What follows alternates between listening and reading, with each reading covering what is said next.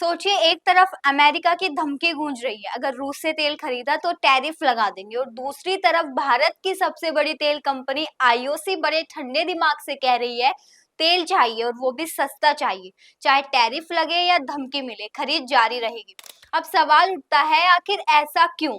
भारत जैसे देश के लिए तेल किसी लग्जरी की चीज नहीं है, बल्कि ये तो हमारी जिंदगी का ईंधन है।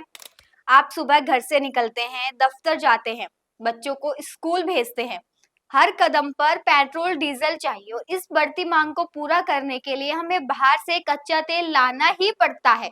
अब यहाँ पर रूस काम आता है। रूस का तेल इंटरनेशनल मार्केट से काफी सस्ता मिलता है।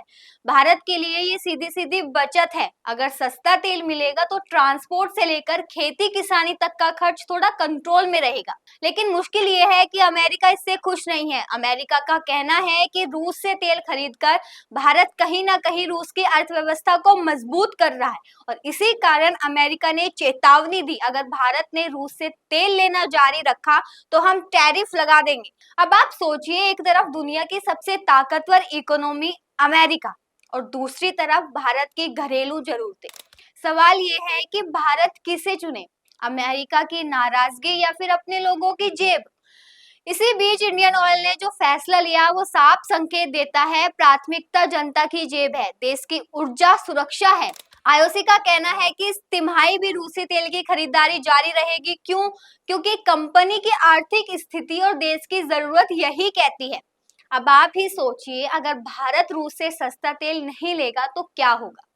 तेल महंगा होगा, महंगाई और बढ़ेगी, पेट्रोल पंप पर जब आप गाड़ी भरवाने जाएंगे तो जेब पर और बोझ पड़ेगा, यानी सीधा असर आम आदमी पर। विशेषज्ञ कहते हैं कि भारत की ये रणनीति सिर्फ आज की जरूरत नहीं है, बल्कि आने वाले समय की तैयारी भी है, क्योंकि भारत की ऊर्जा मांग दिन प्रतिदिन बढ़ रही है और घरेलू उत्पादन इस गति से नहीं बढ़ पा रहा है। ऐसे में रूस जैसा भरोसेमंद सप्लायर भारत के लिए जरूरी हो जाता है। लेकिन इस फैसले से चुनौतियां भी कम नहीं होंगी। अमेरिका का दबाव रहेगा, कूटनीति का खेल और तेज होगा। भारत को संतुलन बनाकर चलना होगा। सरकार के लिए भी ये एक पेचीदा स्थिति है, एक तरफ अंतर्राष्ट्रीय रिश्ते, दूसरी तरफ घरेलू अर्थव्यवस्था। लेकिन आईओसी के इस फैसले से इतना तो साफ हो गया है कि भारत फिलहाल अपनी ऊर्जा सुरक्षा और आर्थिक हितों को सर्वोपरि रखेगा। तो दोस्तों, आने वाले दिनों में देखना होगा कि अमेरिका अपनी चेतावनी पर कितना अमल करता है।